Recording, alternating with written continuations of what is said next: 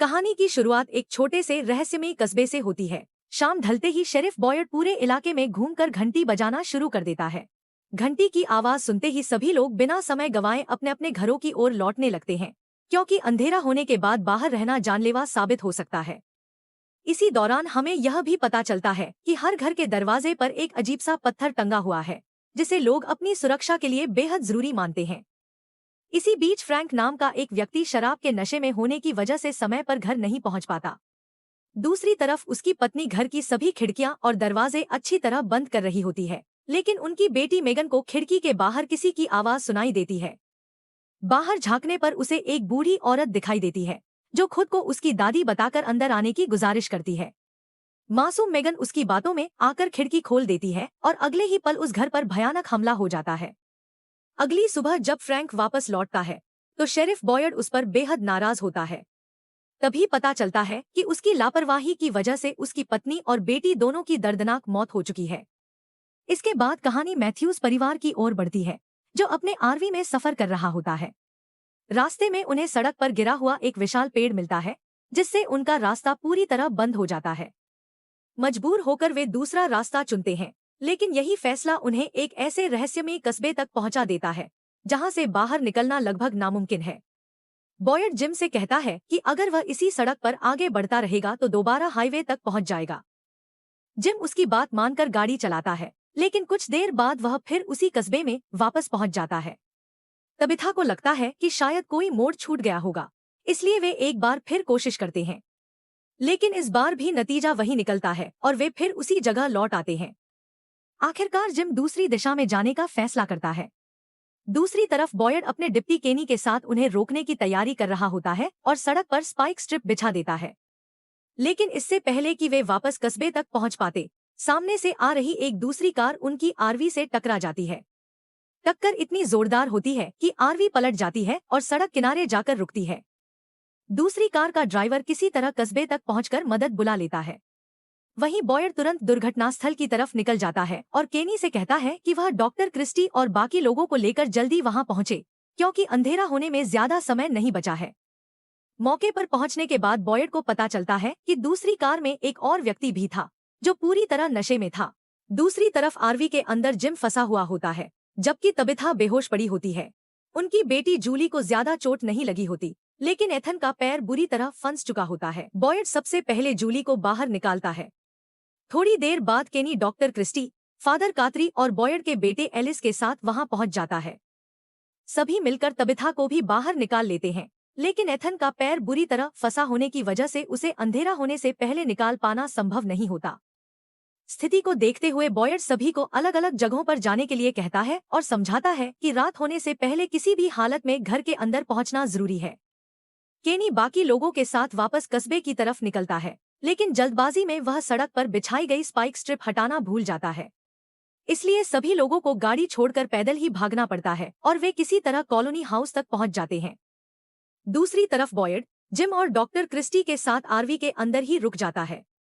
Christie Ethan के पैर का इलाज करने की कोशिश कर रही होती है, तभी अंधेरा हो जाता है। कुछ देर बाद जिम को आरवी के बाहर से लोगों की आवाजें सुनाई देती हैं। पहले उसे लगता है कि शायद कोई मदद के लिए आया है, लेकिन तभी बॉयड उसे बता देता है कि बाहर मौजूद लोग इंसान नहीं हैं। वे ऐसे राक्षस हैं जो इंसानों का रूप धारण कर लेते हैं और किसी तरह लोगों को बाहर निकलने के लिए बहकाते हैं। साथ ही वह यह भी बताता है कि जब तक दरवाजे पर रखा हुआ वह रहस्यमय पत्थर अपनी जगह पर है, तब तक वे बिना बुलाए अंदर नहीं आ सकते। उधर कॉलोनी हाउस में तबिथा, जूली और जेड को अलग अलग कमरों में बांधकर रखा जाता है। होश आने पर तबिथा घबरा जाती है, लेकिन कॉलोनी हाउस की मुखिया डोना उसे समझाती है कि नए लोगों के साथ पहली रात ऐसा करना उनका नियम है, ताकि किसी की वजह से बाकी लोगों की जान खतरे में न पड़े। इसके बाद डोना तबिथा को इस जगह के बारे में बताती है। वह कहती है कि यहाँ मौजूद हर व्यक्ति कभी न कभी रास्ते में एक गिरे हुए पेड़ की वजह से अपना रास्ता बदलकर इस कस्बे में पहुंचा था और उसके बाद कोई भी यहाँ से बाहर नहीं निकल सका। साथ ही वह उन राक्षसों के बारे में भी बताती है जो सिर्फ रात में बाहर निकलते हैं। फिर वह समझाती है कि बॉयड को मिला यह रहस्यमय पत्थर ही उनकी सुरक्षा का सबसे बड़ा सहारा है और इसी की वजह से वे रात में सुरक्षित रह पाते हैं। इसी दौरान जूली की मुलाकात विक्टर से होती है, जो इस कस्बे के सबसे पुराने लोगों में से एक है। लेकिन पहली बार उसे देखकर जूली डर जाती है तभी फातिमा वहां आती है और उसे आजाद कर देती है। माहौल थोड़ा सामान्य करने के लिए वह उसे कॉलोनी हाउस घुमाती है और एलिस की बनाई हुई पेंटिंग्स भी दिखाती है। दूसरी तरफ कस्बे के क्लिनिक में सारा दुर्घटना में घायल हुए टोबी का इलाज कर रही होती है। तभी उसे फिर से अपने दिमाग में कुछ आवाजें सुनाई देने लगती हैं। उन आवाजों के कहने पर वह टोबी की हत्या कर देती है और क्लिनिक का दरवाजा खोल देती है, जिससे रात में घूमने वाले राक्षस अंदर आ जाते हैं। बाद में सारा अपने भाई को बताती है कि उसने यह सब अपनी मर्जी से नहीं किया। उसके अनुसार उन आवाजों ने उससे कहा था कि अगर वह ऐसा करेगी तो इस कस्बे में फंसे सभी लोगों को वापस घर जाने का रास्ता मिल जाएगा। अगली सुबह मैथ्यूज परिवार दोबारा एक दूसरे से मिल जाता है और फिलहाल वे कॉलोनी हाउस में रहने के लिए चले जाते हैं। इसी दौरान हमें पता चलता है कि एथन को सफेद कपड़े पहने एक रहस्यमय लड़का दिखाई देता है, जिसे बाकी कोई नहीं देख पाता। उधर केनी क्लिनिक पहुंचता है, लेकिन वहां का दरवाजा खुला देखकर उसे कुछ गड़बड़ होने का एहसास होता है। अंदर जाने पर वह देखता है कि उसके पिता समेत वहां मौजूद सभी लोगों की राक्षसों ने हत्या कर दी है। इसके बाद फादर कात्री जिम और तबिथा को पूरे कस्बे का परिचय कराते हैं। वह बताते हैं कि जल्द ही एक चयन समारोह होगा, जिसमें उन्हें फैसला करना होगा कि वे कॉलोनी हाउस में बाकी लोगों के साथ रहना चाहते हैं या फिर कस्बे के किसी अलग घर में अपना परिवार लेकर रहना चाहते हैं। घूमते समय वे एक लकड़ी का बंद ढांचा भी देखते हैं। फादर कात्री बताते हैं कि यही इस कस्बे की सबसे बड़ी सजा है। जो भी व्यक्ति गंभीर गलती करता है उसे पूरी रात इसी बॉक्स में बंद कर दिया जाता है, जहां अंत में राक्षस उसे मार देते हैं। इस बार यह सजा फ्रैंक को मिलने वाली है, क्योंकि उसकी लापरवाही की वजह से उसकी पत्नी और बेटी की जान चली गई थी। बॉयड फ्रैंक को यह सजा नहीं देना चाहता, क्योंकि उसने इस बॉक्स को सिर्फ लोगों को नियमों का महत्व समझाने के लिए बनवाया था, न कि किसी को सच में मरने के लिए भेजने के लिए। लेकिन फ्रैंक अपने परिवार की मौत के लिए खुद को जिम्मेदार मानता है और अपनी मर्जी से बॉक्स के अंदर जाने का फैसला कर लेता है। दूसरी तरफ डोना अब होश में आ चुके जेड को इस कस्बे की पूरी सच्चाई समझाने की कोशिश करती है, लेकिन जेड उसकी किसी भी बात पर विश्वास नहीं करता। एक सफल सॉफ्टवेयर डेवलपर होने की वजह से उसे लगता है कि यह सब किसी तरह का बहुत बड़ा एस्केप रूम या मजाक है, जिसे उसके दोस्त टोबी ने प्लान किया है। इसी बीच एथन की मुलाकात फिर से विक्टर से होती है। बातचीत के दौरान विक्टर उसे बताता है कि उसे लगता है कि जंगल के पेड़ धीरे धीरे कस्बे के और करीब आते जा रहे हैं। फिर एथन उससे उस सफेद कपड़े पहने लड़के के बारे में भी बात करता है, जिसे सिर्फ वही देख पा रहा है। उधर चयन दिवस का समय आ जाता है। सभी नए लोगों को अपना फैसला सुनाना होता है। जूली अपने माता पिता की इच्छा के खिलाफ जाकर कॉलोनी हाउस में रहने का फैसला करती है, जबकि उसके माता पिता कस्बे वाले घर को चुनते हैं। वहीं जेड अब भी इसे मजाक ही समझ रहा होता है। तब केनी उसे अपने दोस्त टोबी की कब्र पर ले जाता है, ताकि उसे यकीन हो सके कि यहाँ जो कुछ भी हो रहा है वह सच है। इसके बाद केनी उसे अपने घर ले जाता है। रात होने पर फ्रैंक बॉक्स के अंदर बंद होता है। कुछ ही देर बाद बाहर घूम रहे राक्षस उस पर हमला कर देते हैं और उसकी मौत हो जाती है।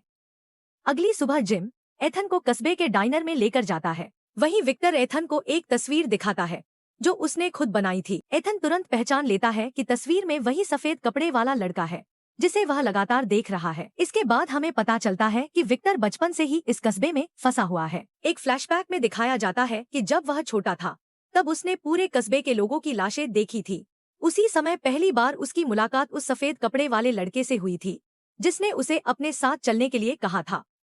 जब जिम विक्टर को एथन से बात करते हुए देखता है तो उसे यह बिल्कुल पसंद नहीं आता। वह विक्टर को साफ शब्दों में कह देता है कि वह आगे से उसके बेटे से दूर रहे। दूसरी तरफ कॉलोनी हाउस में जूली को धीरे धीरे एहसास होता है कि वहां रहने वाले सभी लोग अपना सामान और जिंदगी एक दूसरे के साथ साझा करते हैं। शुरुआत में उसे यह सब अजीब लगता है, लेकिन फातिमा से दोस्ती होने के बाद वह वहाँ थोड़ा सहज महसूस करने लगती है। कुछ देर बाद तबिथा अपनी बेटी से मिलने कॉलोनी हाउस पहुंचती। दोनों के बीच बातचीत बहस में बदल जाती। इसी दौरान जूली बताती है कि उसे पहले से पता था कि उसके माता पिता के रिश्ते में सब कुछ ठीक नहीं चल रहा है। फिर हमें पता चलता है कि कुछ समय पहले उन्होंने अपना एक बच्चा खो दिया था और उसी घटना के बाद दोनों के बीच दूरियां बढ़ने लगी थी। उधर विक्टर एथन को जंगल की तरफ ले जाता है ताकि उसे वह सफेद कपड़े वाला लड़का फिर से मिल सके। जंगल में वह एथन को एक खास पेड़ दिखाता है, जिसे वह फारअवे ट्री कहता है। विक्टर के अनुसार इस पेड़ के अंदर जाने पर कोई भी इंसान किसी दूसरी जगह पहुंच सकता है। इसी बीच जिम और तबिथा एथन को ढूंढते हुए जंगल में पहुंच जाते हैं। वहां उन्हें कुछ जंगली कुत्ते दिखाई देते हैं, लेकिन विक्टर अपनी बंदूक से उन्हें भगा देता है। इसके बाद जिम और तबिथा अपने बेटे को सुरक्षित वापस ले आते हैं। बाद में पूरा परिवार बॉयड के साथ बैठकर इस कस्बे के बारे में बात करता है और एक दूसरे को बेहतर तरीके से समझने की कोशिश करता है। दूसरी तरफ सारा को एक बार फिर वही रहस्यमयी आवाजें सुनाई देती हैं। इस बार वे उसे एथन को मारने के लिए कहती हैं। आवाजें सुनते ही सारा की तबीयत बिगड़ जाती है और उसे दौरा पड़ जाता है। होश आने के बाद वह क्लिनिक में ही रुकने का फैसला करती है ताकि फिलहाल उसका सामना जिम और उसके परिवार से न हो। इसके बाद जिम और तबिथा इस जगह का सच समझने के लिए अपने घर की दीवार पर उन सभी सवालों को लिखना शुरू कर देते हैं जिनके जवाब उन्हें अब तक नहीं मिले थे। इसी दौरान उन्हें यह भी पता चलता है कि कस्बे के बाहर मौजूद मुर्गियां, बकरियां और दूसरे जानवर किसी न किसी तरह अपने आप यहाँ पहुँच जाते हैं। वहीं जिम एक और अजीब बात नोटिस करता है कि पूरे कस्बे में बिजली तो है, लेकिन किसी भी बिजली के उपकरण में तार जुड़े हुए नहीं है। दूसरी तरफ विक्टर कॉलोनी हाउस के बाहर कब्रें खोद रहा होता है। जब डोना उससे इसका कारण पूछती है तो वह सिर्फ इतना कहता है कि उन्हें आने वाले समय के लिए तैयार रहना चाहिए। उधर केनी जेड को एक ऐसी जगह लेकर जाता है जहां इस कस्बे में आने वाली सभी गाड़ियां खड़ी हैं। वह उसे बताता है कि इन गाड़ियों की नंबर प्लेटें देश के अलग अलग राज्यों की हैं। इसका मतलब यह है कि यहाँ आने वाले सभी लोग अलग अलग जगहों से आए थे, लेकिन किसी न किसी तरह इसी कस्बे में फंस गए। इसी दौरान जेड को अपनी कार में रखा रेडियो मिल जाता है। वह उसे ठीक करने का फैसला करता है ताकि पता लगाया जा सके कि क्या इस कस्बे से बाहर किसी से संपर्क किया जा सकता है। दूसरी तरफ क्लिनिक में सारा क्रिस्टी से एक सवाल पूछती है। वह जानना चाहती है कि अगर पूरे कस्बे के लोगों को घर भेजने के लिए किसी एक इंसान की बलि देनी पड़े तो क्या वह ऐसा करेगी। क्रिस्टी कुछ देर सोचने के बाद कहती है कि अगर सच में ऐसा करने से बाकी सभी लोग बच सकते हैं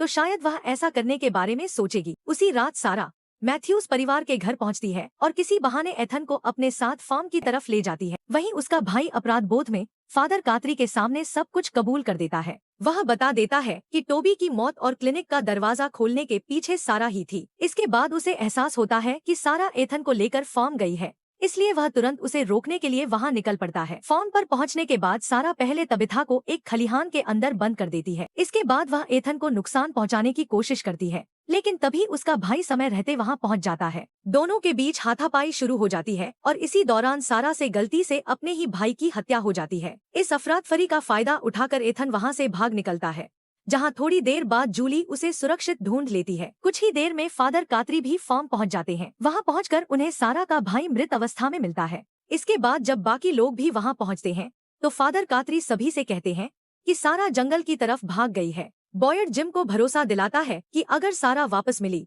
तो उसे सख्त सजा दी जाएगी, लेकिन बाद में पता चलता है कि फादर कातरी ने सारा को चुपचाप चर्च के तहखाने में छिपाकर रखा हुआ है।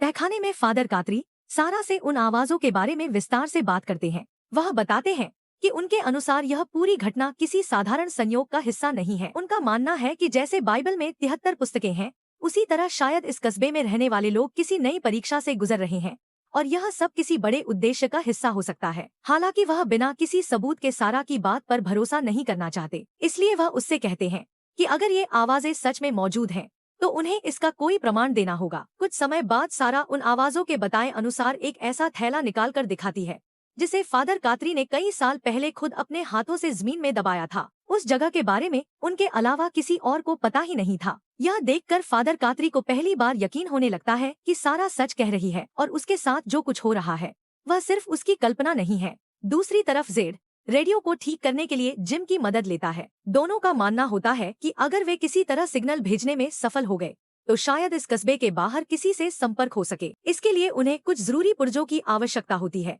इसलिए वे उसी कार से सामान निकालते हैं जिसमें जेड यहाँ आया था। इसके बाद जिम रेडियो का सिग्नल जांचने के लिए एक ऊंचे पेड़ पर चढ़ जाता है। वहीं दूसरी तरफ जेड को अचानक अजीब तरह के भ्रम दिखाई देने लगते हैं। उसे ऐसा महसूस होता है जैसे गृहयुद्ध के समय का एक सैनिक उसका पीछा कर रहा हो। इसी दौरान उसकी नजर एक पेड़ पर बने एक अनजान प्रतीक पर भी पड़ती है। हालांकि जेड डरकर वहां से चला जाता है, लेकिन जिम रेडियो की जांच पूरी कर लेता है और उसे हल्का सा सिग्नल मिलने लगता है। बाद में जब जेड उस प्रतीक को कागज पर बनाता है तो केनी की माँ तियानचेन उसे देखते ही पहचान लेती है। वह एक पुरानी नोटबुक निकालकर दिखाती है जो कस्बे में आए किसी पुराने व्यक्ति के सामान में मिली थी। उस नोटबुक में भी बिल्कुल वही निशान बना हुआ था। इसी बीच तबिथा फ्रैंक के परिवार का सामान समेटते समय एक कंगन देखती है। उसे देखते ही वह हैरान रह जाती है क्योंकि वह कंगन बिल्कुल उसी जैसा होता है जो उसने कई साल पहले अपने पति जिम के लिए बनाया था और जो जूली के जन्म के समय कहीं खो गया था। घर लौटने पर जिम देखता है कि तबिथा घर के तहखाने में खुदाई कर रही है। उसका मानना है कि अगर बिजली के तारों का पता चल जाए तो शायद इस जगह के बारे में कोई नया सुराग मिल सकता है। लेकिन सबसे अजीब बात यह होती है कि पूरे कस्बे में बिजली होने के बावजूद किसी भी उपकरण से कोई तार जुड़ा हुआ नहीं होता। उधर बॉयड अपने हाथों में लगातार बढ़ते कंपन को महसूस करता है। उसे शक होता है कि शायद उसे पार्किंसंस की शुरुआती बीमारी हो गई है। यही सोचकर वह फैसला करता है कि अब उसे जंगल के और अंदर जाकर इस जगह से बाहर निकलने का रास्ता ढूंढना चाहिए, चाहे इसके लिए उसे अपनी जान का जोखिम ही क्यों न उठाना पड़े। बॉयड के इस फैसले से केनी बिल्कुल खुश नहीं होता। उसके पिता की मौत अभी कुछ ही समय पहले हुई थी, इसलिए उसे डर था कि कहीं बॉयड भी वापस न लौटे। तब बॉयड उसे अपनी बीमारी के बारे में बताता है। वह कहता है कि उसे लगता है कि उसे पार्किंसंस की शुरुआती अवस्था है और अगर उसके पास समय कम है तो वह उसे इस कस्बे से बाहर निकलने का रास्ता खोजने में लगाना चाहता है। दूसरी तरफ कॉलोनी हाउस में रहने वाला केविन अक्सर रात के समय बाहर आने वाली एक राक्षस लड़की से बात करता रहता है। धीरे धीरे वह उसकी बातों में आने लगता है। इसी बीच जिम और जेड रेडियो की योजना पर काम जारी रखते हैं। जिम बताता है कि सिर्फ रेडियो ठीक करने से काम नहीं चलेगा, सिग्नल दूर तक भेजने के लिए उन्हें एक ऊंचा टावर भी बनाना होगा। दूसरी तरफ तबिथा अब भी घर के तहखाने की खुदाई कर रही होती है ताकि बिजली का असली स्रोत पता लगाया जा सके। उधर फादर कातरी बॉयड को सारा और उन रहस्यमयी आवाजों के बारे में बताते हैं। बॉयड भी मानने लगता है कि सारा शायद सच बोल रही है, इसलिए वह फैसला करता है कि जंगल में होने वाले अपने अगले अभियान पर सारा को भी साथ ले जाएगा। उसे उम्मीद होती है कि शायद वही आवाजें उन्हें इस जगह से बाहर निकलने का कोई सुराग दे सकें। इसी दौरान जेड उस पुरानी नोटबुक में रखी एक तस्वीर देखता है। तियानचेन उसे पहचान लेती है और बताती है कि तस्वीर में दिखाई देने वाला छोटा बच्चा कोई और नहीं बल्कि विक्टर है। उधर कॉलोनी हाउस में फातिमा के इस कस्बे में आए 1 साल पूरे होने की खुशी में एक छोटी सी पार्टी रखी जाती है। सभी लोग इस मौके का आनंद ले रहे होते हैं, लेकिन उसी समय केविन बाहर मौजूद उस राक्षस लड़की की बातों में आकर खिड़की खोल देता है और उसे अंदर आने देता है। जैसे ही वह अंदर आती है वह सबसे पहले केविन को मार देती है और बाकी राक्षसों के लिए भी खिड़की खुली छोड़ देती है। कुछ ही पलों में कई राक्षस कॉलोनी हाउस के अंदर घुस आते हैं और वहाँ मौजूद कई लोगों पर हमला कर देते हैं। अचानक हुए इस हमले से पूरे कॉलोनी हाउस में अफरातफरी मच जाती है। डोना जितने लोगों को बचा सकती है उन्हें एक वैन में बैठाकर वहां से निकाल लेती है। दूसरी तरफ फातिमा और एलिसन मुख्य दरवाजे पर लगे रहस्यमय पत्थर की मदद से खुद को एक कमरे में बंद कर लेते हैं, जिसकी वजह से राक्षस उनके पास नहीं पहुंच पाते। इसी दौरान विक्टर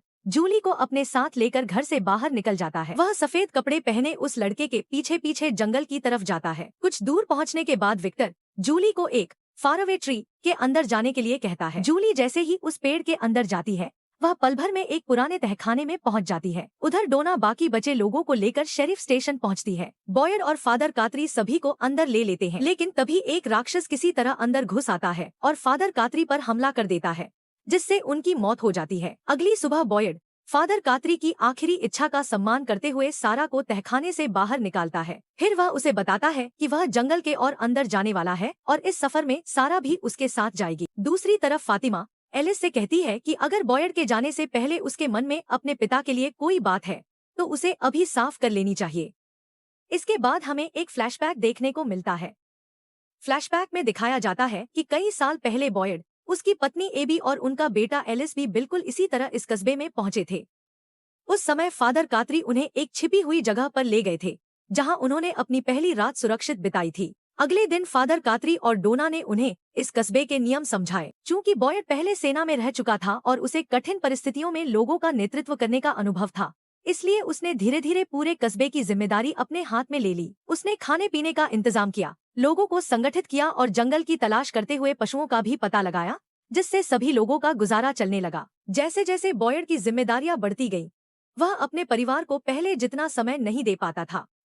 एक दिन एलिस उसे बताता है कि उसकी माँ एबी की मानसिक हालत लगातार बिगड़ती जा रही है। बॉयड उसे भरोसा दिलाता है कि वह जल्द सब ठीक कर देगा और रात होने से पहले वापस लौट आएगा। लेकिन उस दिन वह जंगल में रास्ता भटक जाता है और पूरी रात वहीं फंसा रह जाता है। रात के समय राक्षसों से बचते हुए उसे एक गुफा मिलती है जहाँ वह छिप जाता है। उसी गुफा में उसे पहली बार वे रहस्यमय पत्थर मिलते हैं जिनकी वजह से राक्षस अंदर नहीं आ पाते। यहीं से उसे समझ आता है कि इन पत्थरों का इस्तेमाल लोगों की सुरक्षा के लिए किया जा सकता है। अगली सुबह जब वह कस्बे में लौटता है तो उसके सामने एक हैरान कर देने वाला दृश्य होता है। एबी बंदूक लेकर लोगों पर गोलियां चला रही होती है। उसका मानना था कि अगर लोग मर जाएंगे तो वे इस बुरे सपने से बाहर निकल जाएंगे। बॉयड उसे समझाने की पूरी कोशिश करता है, लेकिन एबी उसकी कोई बात नहीं सुनती। जब वह एलिस पर गोली चलाने वाली होती है, तब मजबूर होकर बॉयड अपनी ही पत्नी को गोली मार देता है। इसके बाद कहानी फिर वर्तमान में लौट आती है। जंगल में जाने से पहले एलिस अपने पिता से सारे पुराने गिले शिकवे भुलाकर सुलह कर लेता है। बॉयड के जाने के बाद केनी अस्थायी रूप से शेरिफ की जिम्मेदारी संभाल लेता है। दूसरी तरफ जेड अब भी विक्टर को ढूंढने की कोशिश कर रहा होता है। वहीं जिम और जेड पूरे कस्बे के लोगों को अपनी रेडियो टावर की योजना बताते हैं। सभी लोग उनकी मदद करने के लिए तैयार हो जाते हैं। कॉलोनी हाउस की छत को सबसे ऊंची जगह मानकर वहीं टावर बनाना शुरू किया जाता है। काफी मेहनत के बाद टावर का ज्यादातर काम पूरा हो जाता है, लेकिन एक बड़ी समस्या सामने आती है। उनके पास टावर को बिजली देने का कोई तरीका नहीं होता। तभी तियानचेन सुझाव देती है कि कॉलोनी हाउस की बिजली का इस्तेमाल करके रेडियो टावर चलाया जा सकता है। सभी लोगों को यह योजना सही लगती है और वे उसी पर काम शुरू कर देते हैं। दूसरी तरफ बॉयड और सारा जंगल के उसी इलाके में पहुंचते हैं जहां बॉयड को पहले रहस्यमय पत्थर मिले थे, लेकिन इस बार वे पहले से भी ज्यादा अंदर तक जाने का फैसला करते हैं। आगे बढ़ते हुए उन्हें एक अजीब पेड़ दिखाई देता है जिसकी शाखाओं पर कई छोटी छोटी बोतलें लटक रही होती हैं। बॉयड जैसे ही उन बोतलों में से एक को उतारने की कोशिश करता है, तभी सारा को फिर से वही रहस्यमयी आवाजें सुनाई देने लगती हैं और उसे दौरा पड़ जाता है। जब सारा को होश आता है तो वह खुद को एक तंबू के अंदर पाती है। बॉयड भी वहीं मौजूद होता है। दोनों तय करते हैं कि अब रात यहीं बितानी होगी, क्योंकि अंधेरा हो चुका था और वापस लौटना सुरक्षित नहीं था। बॉयड सारा को बताता है कि उन बोतलों के अंदर कागज के छोटे छोटे टुकड़े थे। उनमें से एक पर 1864 लिखा हुआ था। दूसरी तरफ सारा बताती है कि इस बार उसे एक महिला की आवाज सुनाई दी जो पहले कभी नहीं सुनाई दी थी। वह कहती है कि उस आवाज ने उसे चेतावनी दी है कि जंगल में राक्षसों से भी ज्यादा खतरनाक चीजें मौजूद हैं। इतना ही नहीं, वह अचानक बॉयड को उसी नाम से पुकारती है जिससे कभी उसकी पत्नी एबी उसे बुलाया करती थी। यह सुनकर बॉयड हैरान रह जाता है, क्योंकि यह बात सारा किसी भी तरह नहीं जान सकती थी। इसी दौरान अचानक उनके तंबू पर कोई अदृश्य ताकत हमला करने लगती है। पूरा तंबू जोर जोर से हिलने लगता है। कुछ देर बाद हमला अपने आप रुक जाता है। तभी उन्हें दूर से कस्बे की तरफ किसी बड़े हॉर्न की आवाज सुनाई देती है। उधर कॉलोनी हाउस में रेडियो टावर का काम लगभग पूरा हो चुका होता है। सभी लोग उम्मीद कर रहे होते हैं कि रात होने से पहले वे पहली बार इस कस्बे के बाहर किसी से संपर्क करने में सफल हो जाएंगे। इसी बीच एलिस फातिमा को शादी के लिए प्रपोज करता है और फातिमा खुशी खुशी उसका प्रस्ताव स्वीकार कर लेती है। दूसरी तरफ केनी भी क्रिस्टी से अपने दिल की बात कहने की कोशिश करता है, लेकिन क्रिस्टी उसे बता देती है कि उसकी पहले से सगाई हो चुकी है, इसलिए वह उसके साथ रिश्ता नहीं बना सकती। अगली सुबह बॉयड और सारा तंबू से बाहर निकलते हैं तो देखते हैं कि वे जंगल के एक ऐसे हिस्से में हैं जहां हर तरफ मकड़ी के बड़े बड़े जाले फैले हुए हैं। आगे बढ़ते समय एक बड़ी मकड़ी बॉयड को काट लेती है, जिससे उसकी तबीयत बिगड़ जाती है। सारा किसी तरह उसकी मदद करती है और दोनों वापस कस्बे की तरफ चल पड़ते हैं। उधर कॉलोनी हाउस में रेडियो टावर पूरी तरह तैयार हो चुका होता है। जिम बिना समय गंवाए रेडियो के जरिए संदेश भेजने की कोशिश करता है। कुछ देर बाद उसे दूसरी तरफ से जवाब भी मिलने लगता है, लेकिन सबसे हैरानी की बात यह होती है कि सामने वाला व्यक्ति जिम का नाम लेकर उससे बात करता है। वह आवाज जिम से कहती है कि अगर वह अपनी पत्नी को बचाना चाहता है तो तबिथा को तुरंत खुदाई बंद करने के लिए कहे। यह सुनते ही जिम घबरा जाता है और जितनी तेज हो सके अपने घर की तरफ दौड़ पड़ता है। इसी दौरान तबिथा तहखाने में खुदाई कर रही होती है। अचानक उसके पैरों के नीचे की जमीन धंस जाती है और वह सीधे नीचे एक गुफा में जा गिरती है। वहां उसकी मुलाकात विक्टर से होती है। विक्टर उसे तुरंत चुप रहने के लिए कहता है और बताता है कि यही वह जगह है जहां रात में बाहर घूमने वाले राक्षस दिन के समय सोते हैं। दूसरी तरफ बॉयड और सारा आगे बढ़ते हुए एक पुराने लाइट हाउस तक पहुंच जाते हैं। तभी मौसम अचानक खराब हो जाता है और तेज तूफान शुरू हो जाता है। उसी समय सफेद कपड़े पहने लड़का सारा को दिखाई देता है और वह उसे बॉयड को एक फारअवे ट्री के अंदर भेजने के लिए कहता है। सीजन के आखिरी पलों में जिम अपने घर पहुंचता है, लेकिन वहां तबिथा कहीं दिखाई नहीं देती। दूसरी तरफ बॉयड जैसे ही उस पेड़ के अंदर जाता है, वह एक गहरे पत्थर के बने कुएं जैसी जगह में पहुंच जाता है, जहां से बाहर निकलना आसान नहीं होता। और ठीक उसी समय कस्बे के डाइनर के सामने एक नई बस आकर रुकती है, जिससे साफ हो जाता है कि अब इस रहस्यमय जगह पर कुछ नए लोग आने वाले हैं।